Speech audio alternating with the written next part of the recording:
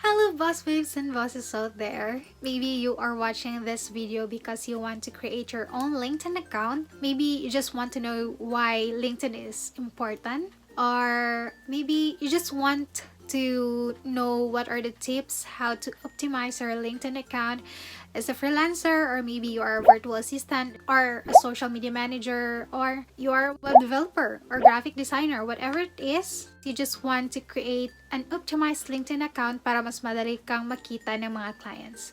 So yes, you are correct. We are going to do that right now and you are going to learn all of those things.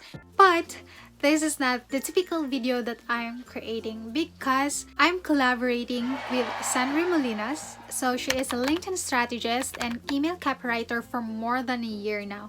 And lahat ng mga clients niya is coming from LinkedIn. So hindi talaga ako nag-hesitate to ask help sa kanya para turuan tayo on how to create and optimize our LinkedIn account.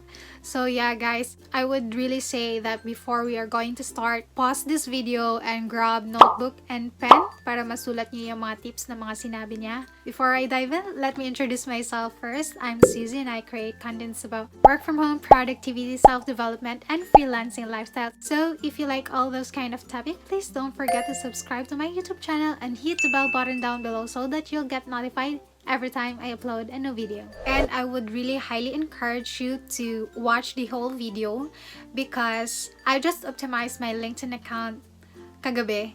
And from this video, naging ganito siya. So please, please, please, please, take notes sa lahat ng mga tips niya at sa mga sinabi niya and apply that to your own LinkedIn account.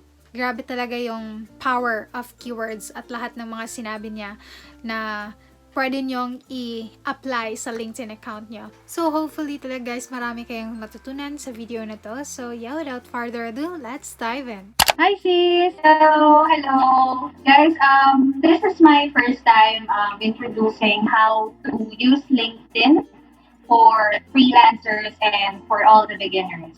LinkedIn is a social media platform, but it is more on business type.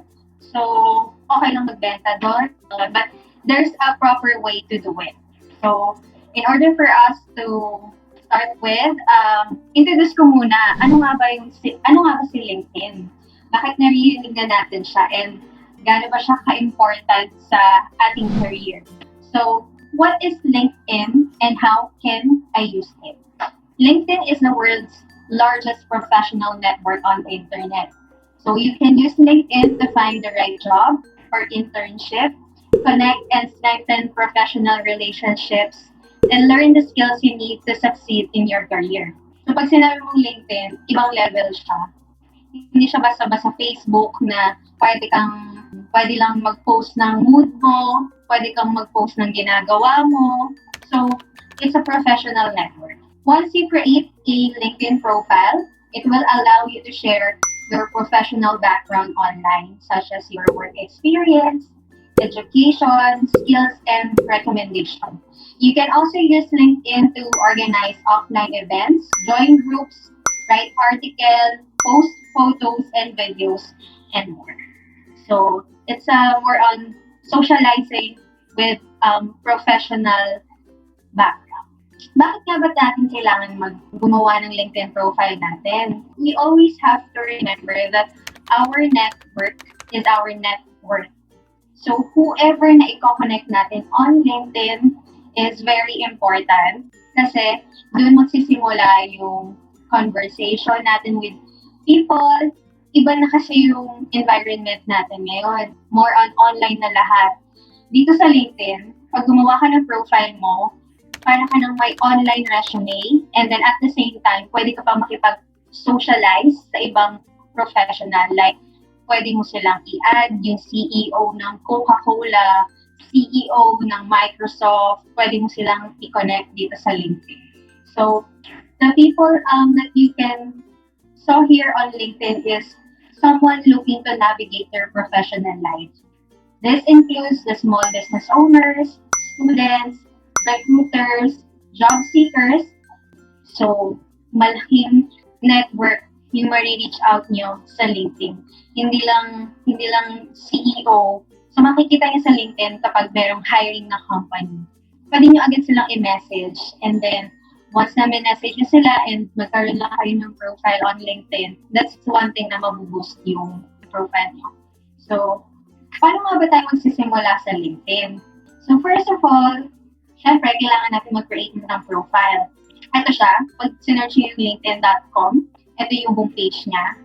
And then, pag gusto nyo mag-sign up, click nyo lang itong join now. Enter nyo lang yung email address nyo and then your password. And then, agree and join. So, pagka-click nyo yan, may mga follow-up questions pa sila. So, more on mga personal information nyo naman na kayang-kaya nyo sagutan. Ito yung homepage ni LinkedIn. Ito yung newsfeed. Makikita nyo yung mga kinonect nyo, yung update, mga content. And then, punta tayo dun sa profile natin. Yan. So, this is my LinkedIn profile. This serves as my online resume or CV. So, imagine, kapag nag-log in kayo sa, or nag-sign up kayo sa LinkedIn, and optimize yung profile ninyo, and once na nag-start kayo mag-connect dun sa mga target audience na gusto nyong maging client or gusto nyong ma-hire kayo, you need to find time na i-update tong profile na to. Kasi ito yung unang-una nilang makikita. Ito yung unang-una nilang i-view. So, dapat professional yung photo natin. Kitang-kita yung features ng face natin. Hindi dapat tayo nakatingin sa malayo or iba yung itsura. Dapat formal tayo. And then, ito, yung background photo, dapat lang kayong maglalagay din yan. Kasi, para alam agad nung kinonect ninyo kung ano ba yung ginagawa ninyo. So, like for me, I'm a LinkedIn strategist. So, meron akong sariling tagline. So, parang ganito siya. Helping founders and B2B industries turn connections into a client. So, unang-una, pagka-sign up nyo, unahin niyo itong photo nyo na to, profile photo and the background photo. Always find time na gumawa kayo niyan and saan kayo ma-reach out aside from LinkedIn. Ilagay nyo din yung email address ninyo para just in case na may naghahanap ng specific skills na meron kayo, message na nila kayo agad. Kahit na, for example, sa LinkedIn, hindi pa kayo nagre-reply within 3 days, tapos i-email nila na lang kayo, at least nandun na yung information nyo. Mahanap na nila agad. So, and ito din, this is the tagline. Important din yan kasi pag pumunta kayo sa homepage, makikita nyo agad sa mga profile ng mga taong nag-comment sa mga content nyo or sa mga nag-post is this tagline, which is, yun siya yung pinakita ko ito. Yan. So, dapat meron din kayo niyan. Lagay niyo dyan muna yung tagline nyo kung sino yung market na gusto nyo tulungan or yung audience na parang helping e-commerce store generate more sales with their business. Tapos ilagay mo, ano ka ba, e-commerce website design. So, lagay niyo yun. Parang kita agad nila kung ano ba yung ginagawa niyo. So, makikita niyo doon yung about page. And about page. Makihan natin.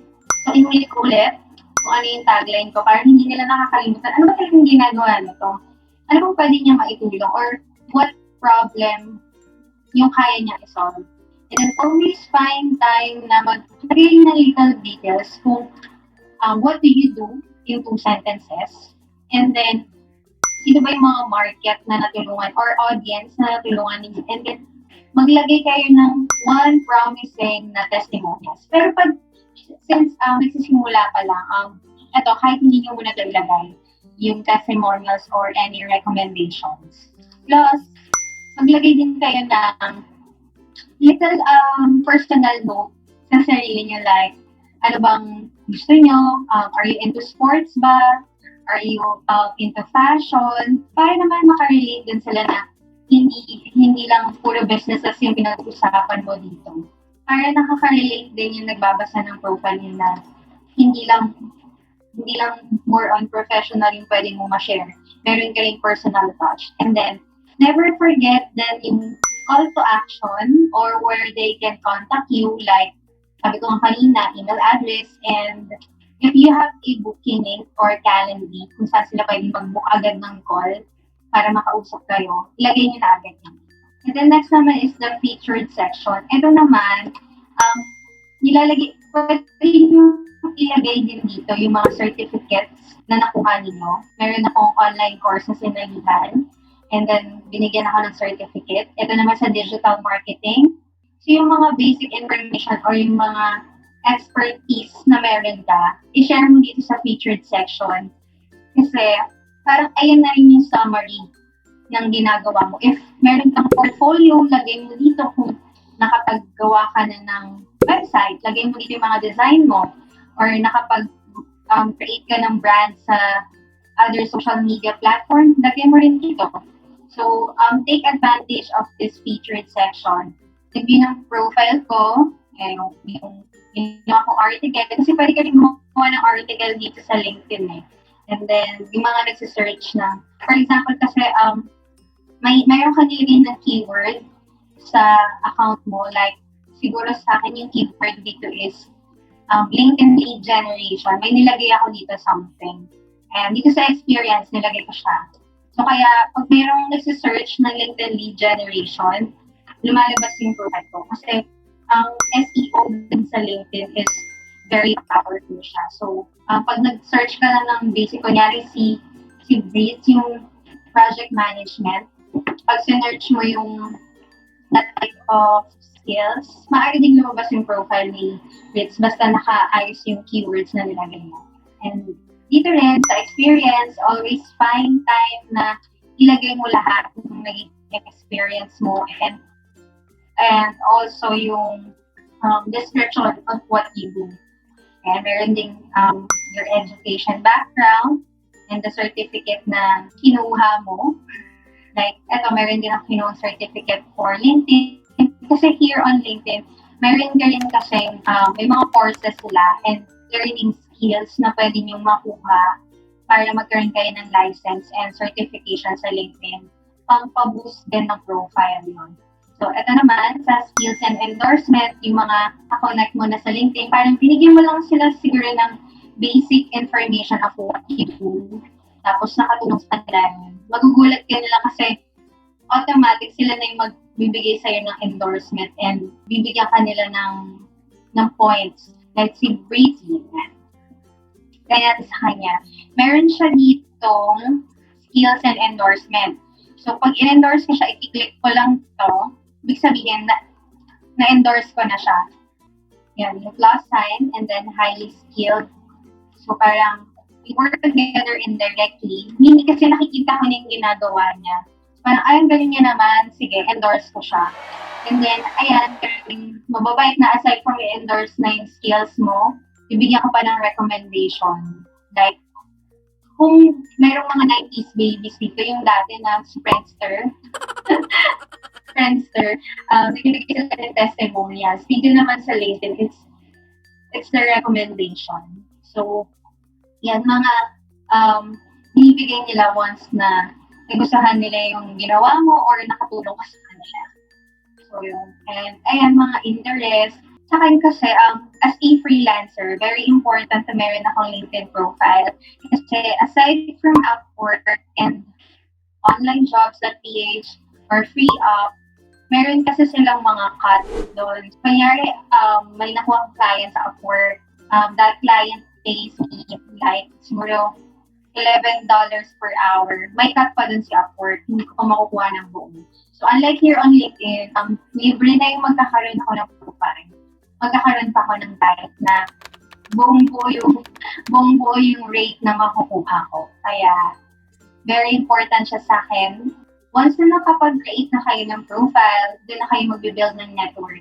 Kaya, very important din na malaman natin sino ba yung mga target people na gusto nating makonect sa LinkedIn. Are they CEOs ba ng financial industry?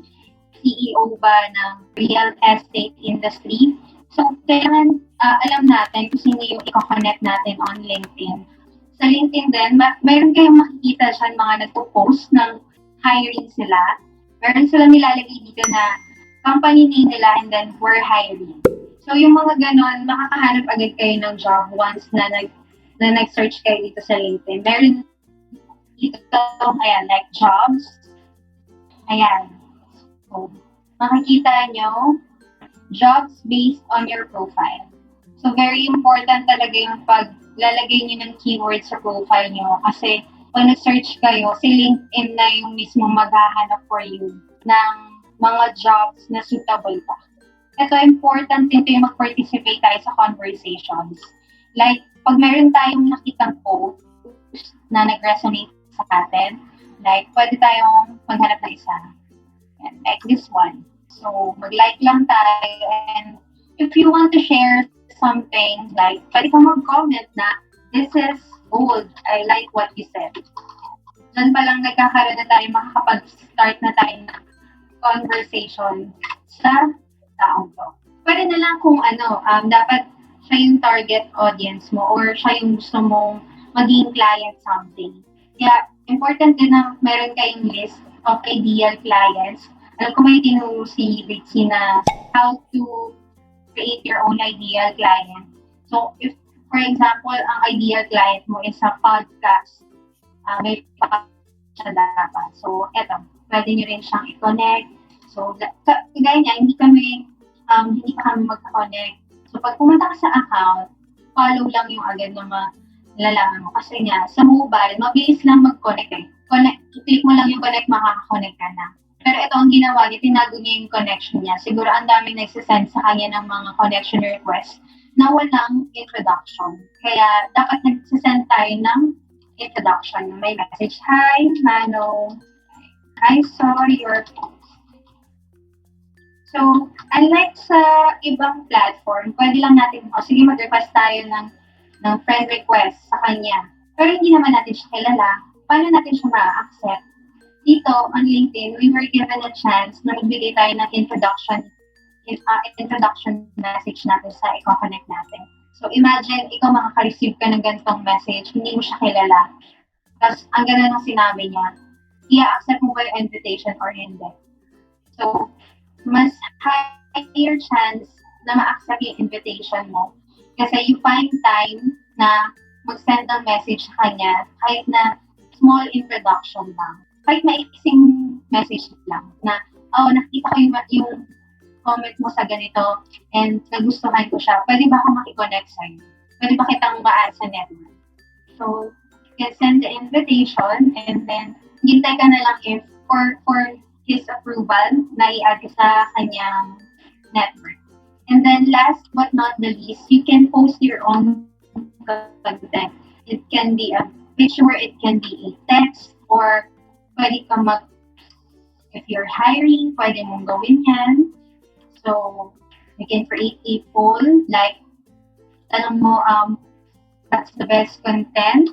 Magiging ka ng option, video, long form, mga ganyan. You need to create a conversation on LinkedIn. Hindi lang na basta magpo-post ka lang. For now, as a beginner, siguro, ito muna yung masasabi ko na, which is, start muna in creating your profile and then build your network and then participate sa mga conversation. Meron akong question. First, ang dami kong natutunan sa mo. Actually, matagal na akong gumagamit ng LinkedIn.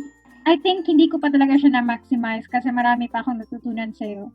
So, my first question is there a proper way or proper layout na para mas okay siya tignan or ganyan talaga, i-list lang yung mga job responsibilities? For me kasi on LinkedIn, mas maganda na naka-itemize siya para alam na agad nila yung pwede mong gawin. Yeah. Ano talaga yung skills mo. Para hindi sila nahihirapang mag-browse. Kasi diba, parang you need to place yourself on their shoes. Na pag ikaw ba mag-review ng profile, basahin mo ba yung lahat? So, dapat make it easier for them to read yung nasa profile mo. Make it short and simple. Okay. So, mas okay kung naka-bullet points lang siya, right? Do you create contents ba ahead of time? Pag gumagawa ka ng content? Oo. Tapos yes, ahead of time. Meron akong Google Sheets. Hindi, Google Docs pala. Andun na lahat ng content na naghahanap kasi ako ng inspiration lagi dito sa LinkedIn. Like, siguro sabihin na natin yung mga big influencer like si Simon Sinek, Nag-share sila doon si Gary V. So, pag meron silang share, sinisave ko. Tapos, guguha lang ako ng thought dun sa content nila and mag-create ako ng sarili ko. Na parang, ano bang masasabi ko dun sa content na sinabi nila? Okay. Parang ipag-agree naman ako dun sa content. Babaguhin ko lang yung content nila and then I use it in my own words. Yeah, that's a nice way in creating contents kasi mostly sa mga content creators talaga na uubusan din ng topic, right? So, and gumagamit ka ba ng scheduler or manually mo siya pinopost? Manually ko siyang pinopost kasi sa LinkedIn wala pa yata yung kagaya sa Facebook na meron scheduler or yung boutique, mga ganon. Hindi talaga ako gumagamit doon. Gusto ko manual kasi parang minsan, di ba rin ako nagtatrust sa mga automation. Baka hindi siya mag-post, kaya minsan nagmamanual pa rin talaga ako. The same din ba yung LinkedIn sa Instagram at saka sa YouTube na after mo ma-post, kung may nag-engage, dapat within 1 hour or 30 minutes sa pag-post mo, dapat naka-engage ka rin para mas mapupush siya sa newsfeed or hindi ganun yung algorithm sa LinkedIn? Sa LinkedIn, ganun din siya. Within 1 hour or 30 minutes sa pag-post mo, dapat may mag-engage na or makapag-engage ka na din. Para mas mataas yung reach niya. Meron kasi, for instance, ikaw nag-comment ka sa akin. Tapos meron kang network na nakita na nag-comment ka dun sa post mo. Makikita niya, hindi pa kami connected. Mas wider yung network na ma-reach kay LinkedIn, mga second degree, third degree, kaya hindi pa kayo connected. For as long as nag-comment ka doon, tapos makikita ng second degree connection from your end. So, malaking possibility na yung reach mo mas mataas. So the same lang din pala yung ano nila. Yun nga lang sa LinkedIn. Kasi business platform siya, hindi lang siya basta-basta na social media. Pwede ka mag-post na. Yung keywords pala, you mentioned keywords kanina. Isa din yan sa hindi ko masyadong na-maximize sa LinkedIn ko. Kasi yung LinkedIn ko, hindi ako nakafocus sa mga keywords. So, ano yung keywords? For example, gusto kong ma-hire as a digital marketing manager. Dapat ba ako mag-focus sa digital marketing manager na keywords? How may I know kung ano yung keywords na gagamitin ko? Good point. Good question yan. Kasi, dapat one skill lang din yung pinofocus mo sa LinkedIn. So, if gusto mo ng project management, yung focus mo sa LinkedIn, yun yung ilalagay mo sa about mo, sa experience mo, para mas higher chance na lumabas ka dun sa search button, sa search box. Pag hinanap nila yung project manager, makikita agad nila yung profile mo. Nasa first page ka. Kasi ang SEO sa LinkedIn sobrang taas din. Ako parang may instance na kung paano niya kaya ako na-search. Ang ginagawa ko kasi, tinitingnan ko ng mga search appearances. Meron ba? Makikita ba? Oo, tinitingnan ko. Tapos kung ano yung madalas na hinahanap nila, na nakita nila sa profile ko, na lumalabas like, yan, lumabas. Ganyan ka lang yan. Yan, makikita nyo. So, ayun yung mga keywords na hinahanap ng mga nag-review ng profile mo. Na lumabas yung profile mo? Oo. Okay. Nice. Kasi meron yung part kay LinkedIn na i-open mo to job opportunities. Like, ito, ako open naman, ilalagay ko only for recruiters. So, laging mo lang din i-optimize yung profile mo from time to time. Kung nag-grow ba, ilan yung nag-view. Saan pwede ma-change yung parang ito, yung only for recruiters, only for... Let me check my own. Let me share my screen para makita din nila. Can you see my screen? Ayan. Okay. Yes. Ito. Show recruiter. Yan, oo. So, click ko lang to, get started. Tapos, kung ano yung gusto kong job title. Yan. Kung anong job type. So, pwede ko ma-delete ang founder. Okay. Yung location ba, job location, kung gusto kong remote lang siya. Lagay sa job type siguro. Lagay mo. Kasi ang nilagay ko sa job locations, parang yung mga target na clients ko. USA, Canada, mga yun yung nilagay ko. Tapos nilagay ko lang dun sa job types, remote. Kaya alam nila na outside the country nila. So, only ang makakakita nito is recruiters.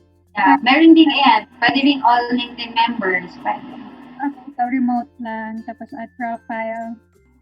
Yes, okay. Yan, ang dami. And then, ito, showcase services.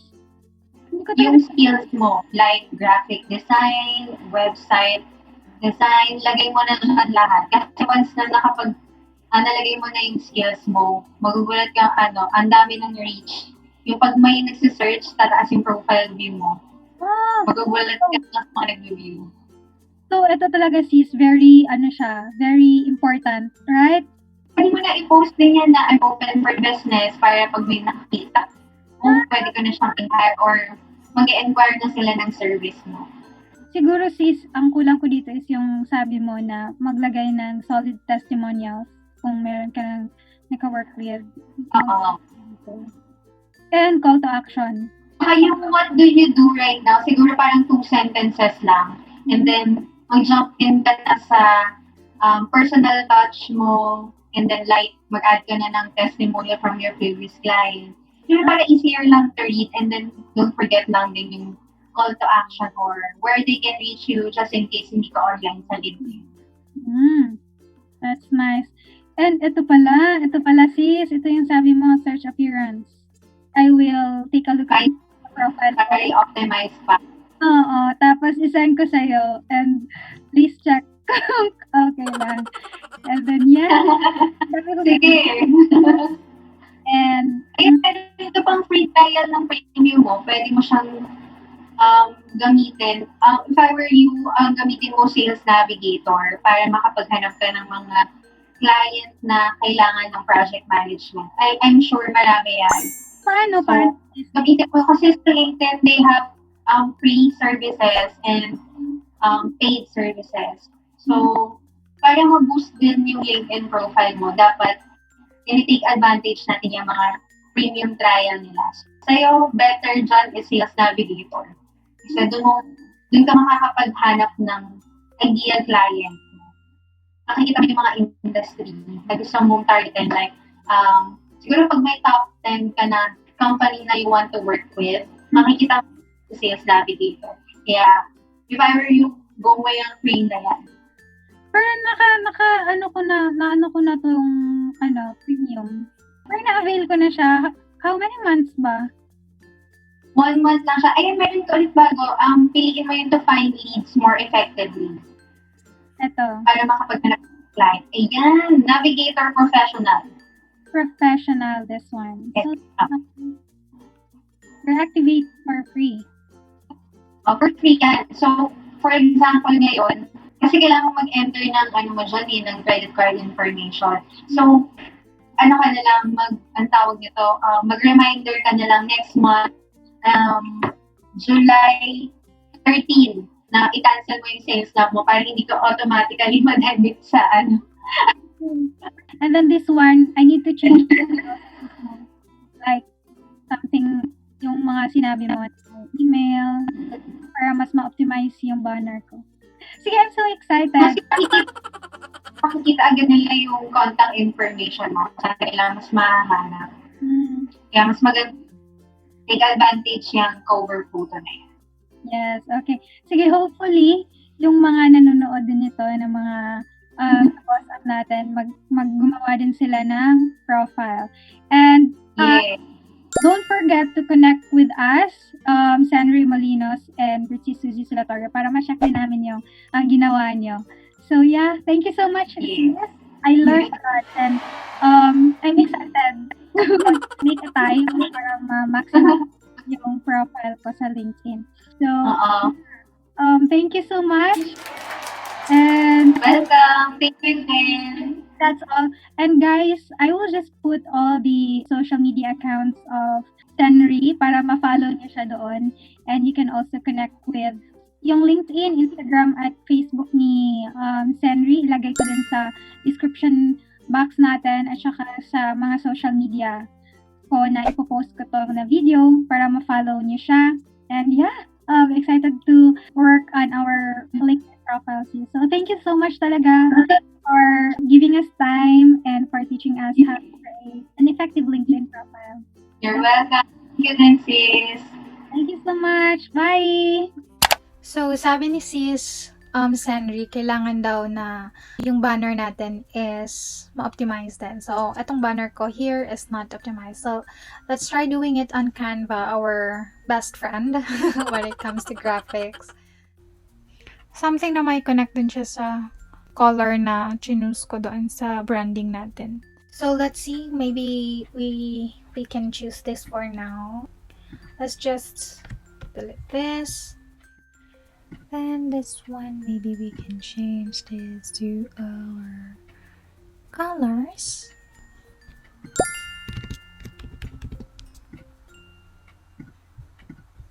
Here, pwede kang maglagay ng colors mo para makita siya.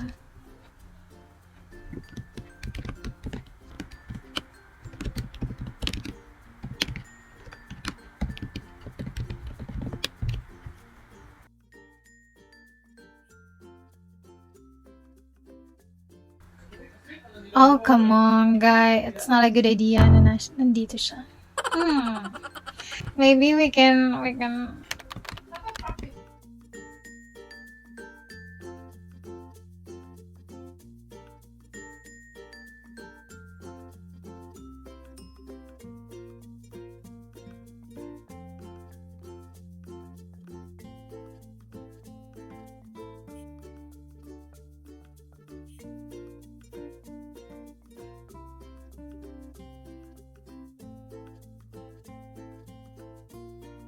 Bangon.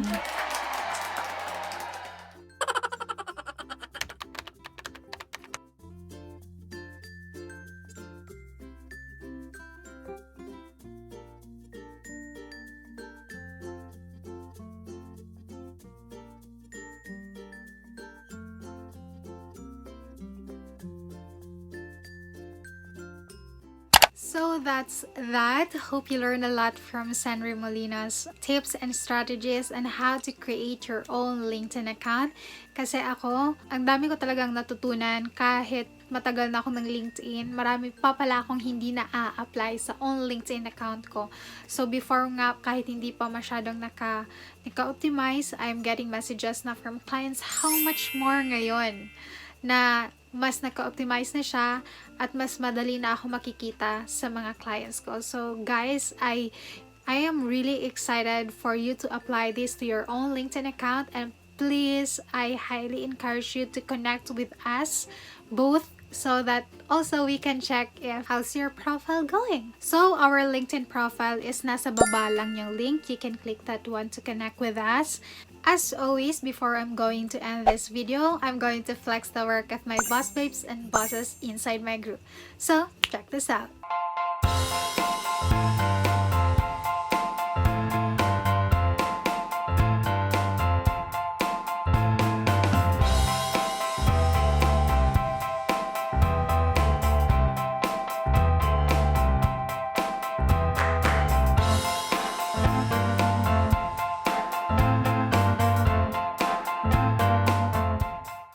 So if you like to be part of our family, just research I'm Ready to Boss Up by BritxSui.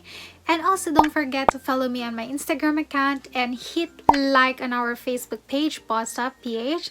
And yeah, don't forget to subscribe to my channel and hit the bell button down below because our next video is how to create and optimize Instagram account para doon naman kayo makakuha ng clients. So yeah, see you on my next one. Bye!